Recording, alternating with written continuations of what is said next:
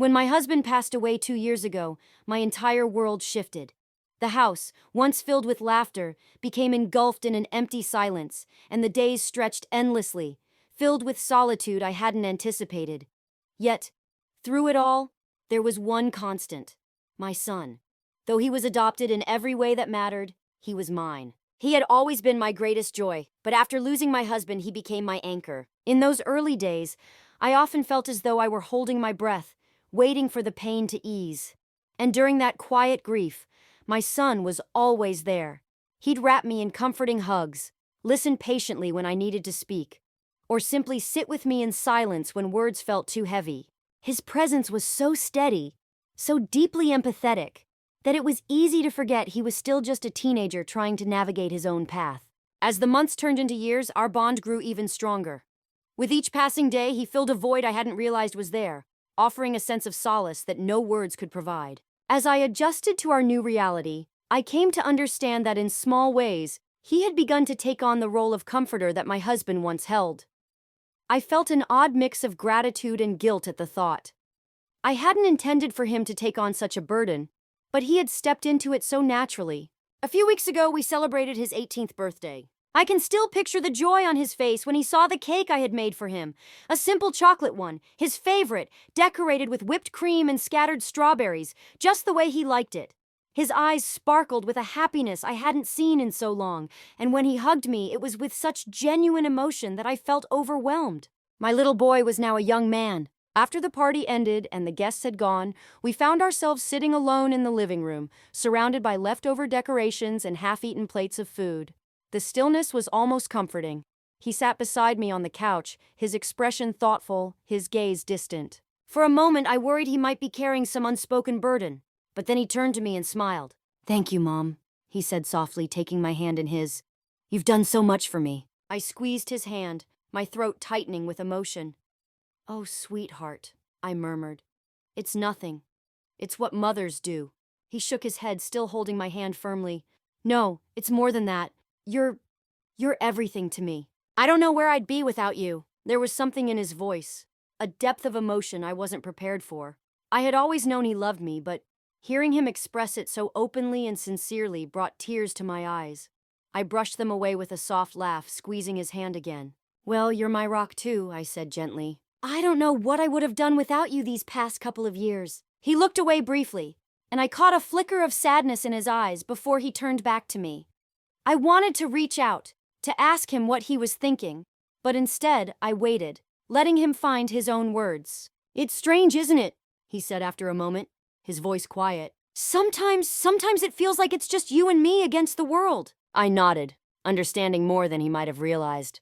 "I feel that way too," I admitted softly. A small, almost wistful smile touched his lips, and he leaned his head against my shoulder, just like he used to when he was younger. I felt the warmth of his presence, the steady rhythm of his breathing, and in that instant, it was as though all the loneliness and sorrow of the past 2 years melted away, replaced by an unspoken understanding.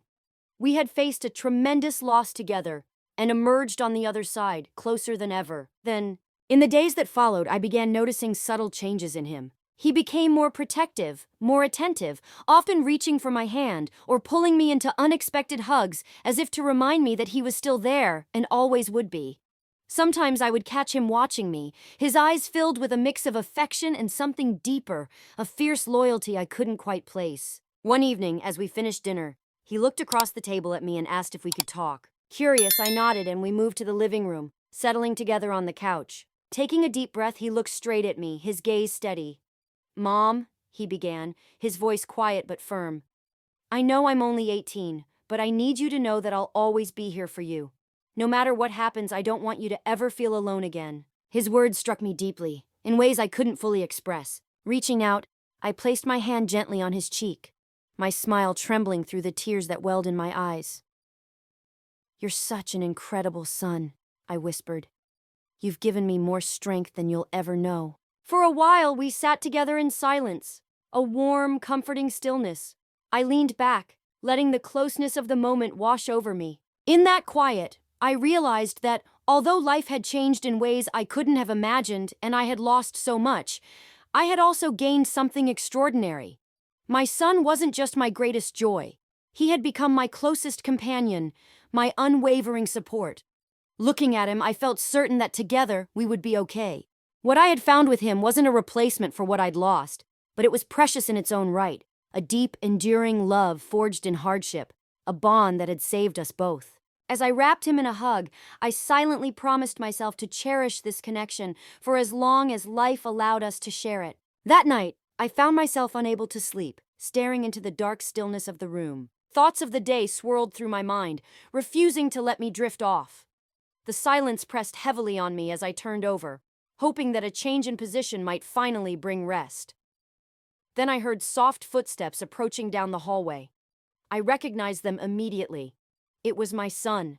He paused at the doorway, hesitating as though deciding whether to come in. At last, he stepped into the room and without a word lay down beside me on the bed. This wasn't entirely unusual. He had sought comfort this way many times since we lost his father. That closeness had always brought solace to us both. But tonight, there was something different in the air. As he settled beside me, he didn't keep the usual respectful space. Instead, he moved closer, wrapping an arm around me. His hand rested on my side with a weight that felt new, and he shifted until we were pressed together in a way that felt unfamiliar. I could feel his breath against my neck, steady, yet somehow charged with an energy I couldn't name. "Mom," he murmured, his voice low and hesitant, carrying an emotion I hadn't heard from him before. There's something I need to tell you." I waited, unsure of what to expect, but I could sense that whatever he was holding back weighed heavily on him.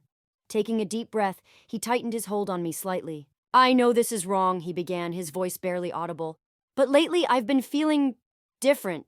I know you're my mom, but it's like I feel something more. And no matter how hard I try, I can't make it go away." For a moment, I didn't know how to respond. His words hung in the air, raw and heavy with unspoken feelings. He shifted behind me, his embrace tightening further as though he feared letting go. I could feel his heartbeat, quick and steady, mirroring my own. Lying there, I struggled to process the moment, unsure of how to move forward. "Sweetheart," I managed finally, my voice a soft whisper in the darkness. "You've been everything to me, too." I exhaled shakily, searching for the right words, trying to understand how to untangle the closeness we had developed. "We've both been through so much," I continued, hoping to bring him comfort and make sense of his emotions. "But these feelings, maybe they're just confusion from how close we've been." He remained silent, his arms holding me tightly as though afraid to let go. In the quiet, I could feel the depth of his affection, the complexity of his emotions. I lay there contemplating how to help him understand the boundaries that kept our bond safe, boundaries that preserved the purity of what we had, even in the face of all we had endured together. For the rest of the night, I stayed beside him, offering silent support. I hoped that in the stillness, this closeness, grounded in honesty, would bring him clarity and peace. As I lay there, I found myself wishing that he would find comfort in knowing how deeply he was loved in the way that mattered most. The moment was heavy with emotion, so palpable it seemed to fill the room as though the air itself had become tangible. His hand moved to my hair, gently smoothing it, his fingers tracing through each strand with a tenderness that sent a warmth through me. Unexpected, yet oddly comforting. I remained still, caught between the instinct to pull away and a quiet longing to stay. He began stroking my back, his movements slow and deliberate, as though he feared I might stop him. I was frozen, suspended between disbelief and the overwhelming tenderness of the moment. It had been so long since I'd felt that kind of closeness, years since I had been held and cared for in such a way. I told myself it was the simple comfort I craved, the feeling of being held, of being close to someone who cared so deeply. I could sense his internal conflict, the hesitation in his touch as though he, too, was uncertain of how to navigate this fragile space. And though I knew I should say something, my heart ached with a yearning I hadn't realized was there until that moment. For just that night, I allowed myself to feel the closeness, to be held, savoring the quiet connection that wrapped around us like a delicate thread. It was a fleeting moment suspended in time. As dawn began to break, the first light crept through the room, casting soft shadows that seemed to echo the fragility of the night. I understood that we would eventually need to find the right words to establish the boundaries that could bring us back to where we had been. But in those quiet, motionless hours, I allowed myself to remain in that space with him, appreciating the warmth and connection that felt honest and tender.